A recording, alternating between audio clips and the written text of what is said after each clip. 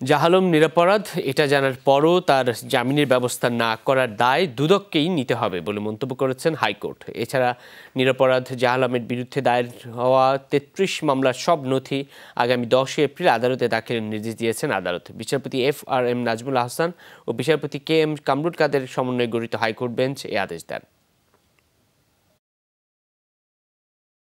মূল আসামি জাহালমের বিরুদ্ধে ৩৩ মামলার সব নথিপত্র বুধবার হাইকোর্টে দেয়ার কথা ছিল। দুদক সময় চাওয়ায় ১০ এপ্রিল কাগজপত্র নিয়ে হাজিরের নির্দেশ দেওয়া হয়েছে। বিচারপতি FRM নাজমুল আহসান ও বিচারপতি KM কামরুল কাদেরের সমন্বয়ে গঠিত হাইকোর্ট বেঞ্চ এ আদেশ দেন। জাহালম নিরপরাধ এটা জানার পরও জামিনের ব্যবস্থা না করার দায় দুদককেই নিতে হবে বলেন হাইকোর্ট।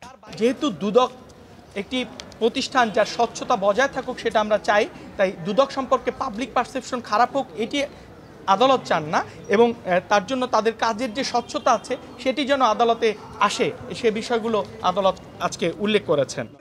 তবে দুদকের আইনজীবীর বক্তব্য, সময় কম পাওয়ায় সব নথি জোগাড় করা সম্ভব হয়নি। চার্জশিট থেকে আপনারা দেখাবেন, ফাইনাল রিপোর্ট থেকে দেখাবেন আপনাদের ডেট অফ নলেজ কখন এবং আপনারা কী স্টেপ নিয়েছেন, আপনারা প্রসিকিউশন উইথড্রয়ালের জন্য বা জামিনের বিরোধিতা না করার জন্য আপনারা কী স্টেপ নিয়েছেন সেগুলো আপনারা আমাদেরকে দেখাবেন। এদিকে দুদক সচিব জানিয়েছে জাহালমের বিষয়ে তদন্ত কমিটি কাজ করছে। এই ক্ষেত্রেও আমরা যে বিষয়গুলো আসছে সেগুলো তদন্তের পরে যথাযথ ব্যবস্থা গ্রহণ করা হবে।